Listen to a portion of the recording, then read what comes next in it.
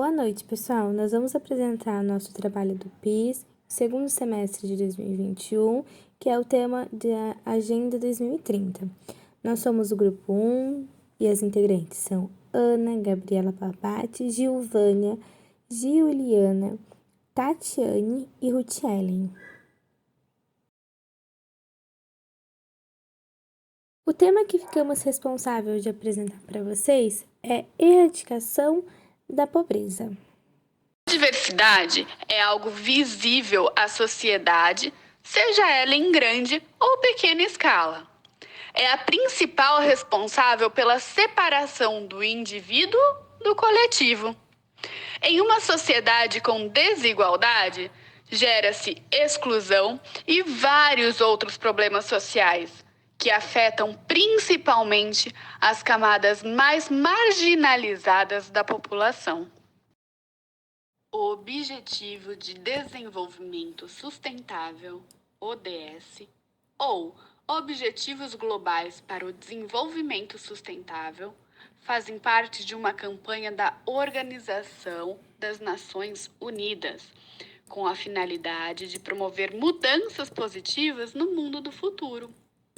Composto por 17 objetivos e 169 metas que deverão ser atingidas até o ano de 2030 pelos países que são membros da Organização das Nações Unidas, tendo a erradicação da pobreza como a primeira das ODS. A Constituição da República Federativa do Brasil, de 1988, se tornou diretriz constitucional, onde descreve os principais objetivos fundamentais da República Federativa do Brasil, sendo um deles erradicar a pobreza e a marginalização e reduzir as desigualdades sociais e regionais. Porém, no Brasil, nos últimos 10 anos, aproximadamente cerca de 36 milhões de pessoas deixaram a pobreza, de acordo com o Ministério de Desenvolvimento Social e Combate à Fome, MDS. Há necessidade de relacionar outros princípios para a erradicação da pobreza, tais como o crescimento econômico e a sustentabilidade, iniciando então a construção de um planeta mais sustentável e dentro da Agenda de 2030. As ações para a erradicação da pobreza são diversas, mas vale destacar o Bolsa Família, que é um programa de proteção social que visa a transferência de renda, o desenvolvimento das cisternas de plástico, desenvolvido pela empresa Braskem, para levar água aos habitantes do semiárido nordestino, e também o programa do governo federal Fome Zero, que foi iniciado em 2001, auxiliando as pessoas de pobreza extrema. Depois dessa breve introdução, vou falar um pouco para vocês sobre a pobreza no Brasil e as suas causas. Com o passar dos anos, a pobreza no Brasil ela só vem aumentando por diversos motivos ligados à desigualdade social. Com isso, gerando um impacto na socialização, como, por exemplo, a perda da qualidade de vida da população entre si. A pobreza ela não vem somente de uma única causa, mas sim de um grupo de fatores como fatores políticos. Hoje em dia, há muita corrupção no meio político. Com isso, ocorre a desigualdade social. Há fatores econômicos, há muita falta de moradias e de abrigos. Fatores socioculturais, o crescimento da população está acelerado. E também há muita discriminação social em respeito ao gênero e à raça, ocasionando a exclusão social. Há fatores naturais, como desastres naturais, climas ou relevos extremos. Também ocorrem problemas de saúde e, com isso, consumo excessivo de drogas ilícitas, falta de cuidados médicos, doenças mentais e deficiências físicas. Com tudo que nós vimos aqui, um questionamento que fica para nós é sobre o Brasil e os demais países que seriam menos desenvolvidos. Quais seriam as diferenças e o que a gente pode levar em conta para termos tais características. Mas primeiro a gente precisa entender sobre as classificações que podemos usar para os outros países, sendo eles países desenvolvidos, emergentes ou países subdesenvolvidos. Os países desenvolvidos são os países que possuem um alto nível de desenvolvimento social e econômico, países industrializados, países conhecidos como país de primeiro mundo ou também um país pós-industrial. Os países emergentes são países que podem ser subdesenvolvidos, mas que estão em andamento com o desenvolvimento econômico e social, que se a gente comparar com os países mais pobres, é um pouquinho melhor. Países subdesenvolvidos, a própria classificação já fala por si só. São os países ou as nações que são pouco industrializadas, são extremamente vulneráveis economicamente, possuem baixo nível de indicadores de desenvolvimento sociais e são países que se tornam dependentes dos países que são mais desenvolvidos. Para entender melhor, a gente precisa estudar um pouquinho sobre o IDH dos países e outras informações como taxa de natalidade, taxa de mortalidade do país.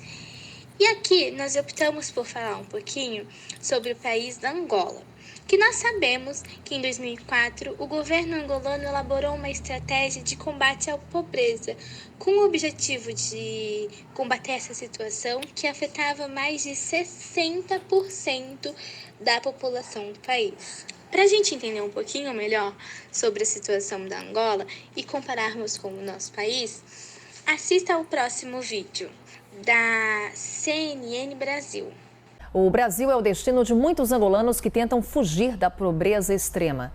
Quase metade da população de Angola vive sem luz em casa e a maioria não tem acesso à rede de água. Veja na reportagem especial.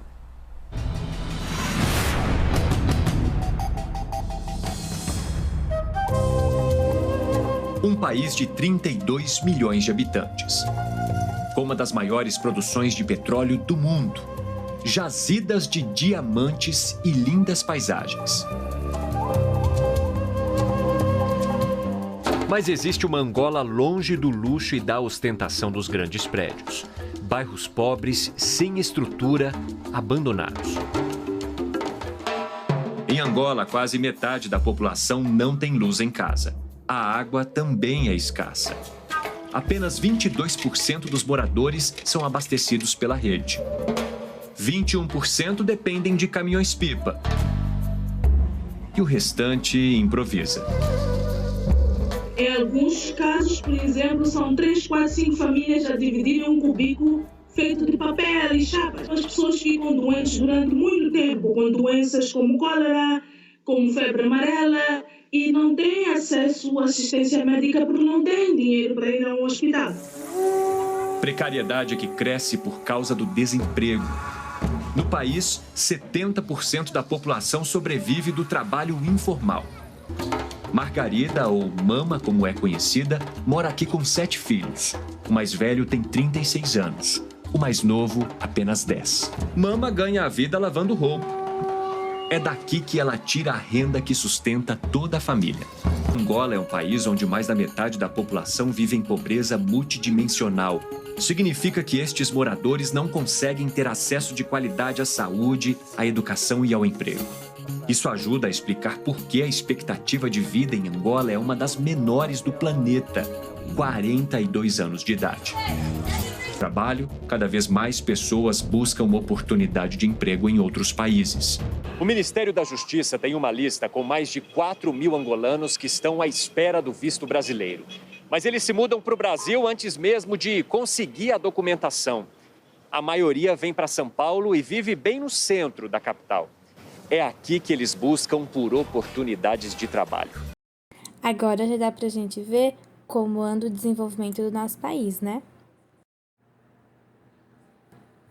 A erradicação da pobreza. No Brasil, o sistema de economia é o capitalismo, que visa a acumulação de bens, lucros, sistema de preços e mercados competitivos. Propriedade privada dos meios de produção como máquinas, terras e instalações industriais com a função de gerar renda por meio de trabalho. A ascensão do mesmo ocorreu no século XIX, com o desenvolvimento da indústria por meio da Revolução Industrial. Baseando-se que nenhum sistema econômico equilibra a igualdade e equidade, ainda assim há propostas para que amenize a extrema pobreza no país.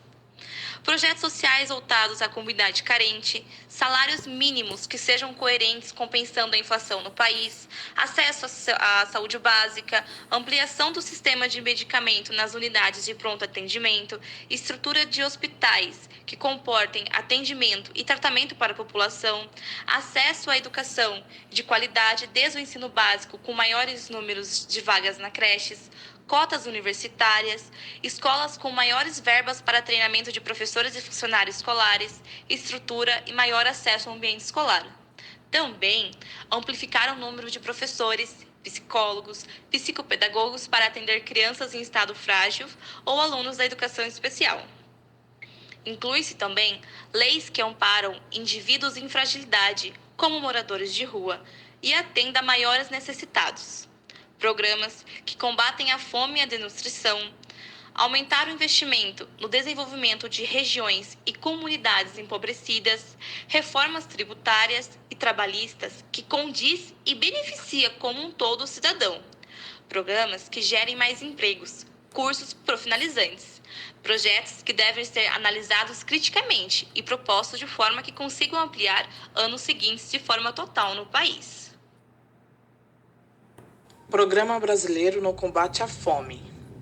No Brasil, em 2001, se teve início um dos programas mais conhecidos, que ajudou aqueles que por muitas vezes não têm nem o que colocar na mesa para uma refeição digna.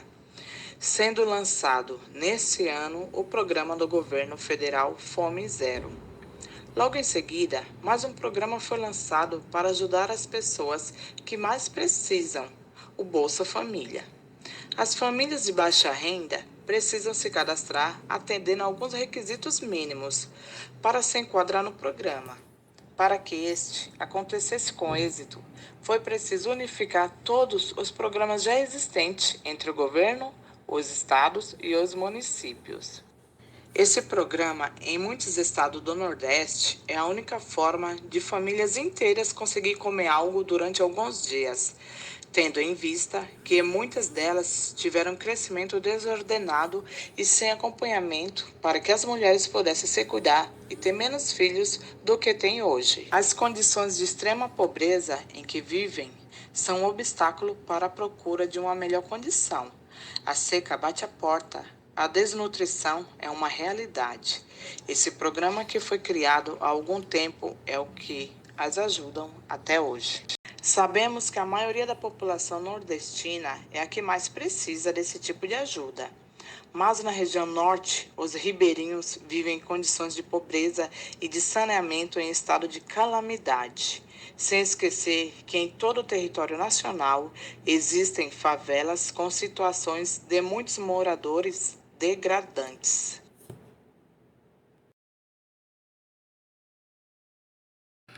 Por fim, concluímos esse trabalho da erradicação da pobreza no Brasil, retratando vários fatores que elevam a população para tal quadro social, como, por exemplo, a escassez de educação no país e a gestão do emprego.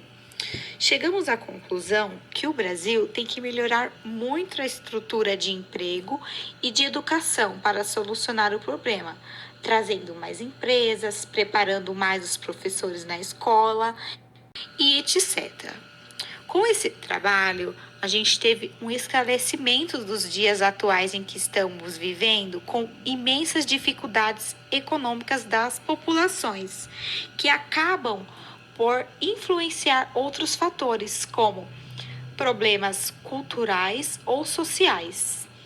Lembrando que todos devem se colocar no lugar do próximo e criar um plano de ação, projetos, para que o mundo se torne melhor sem exclusão.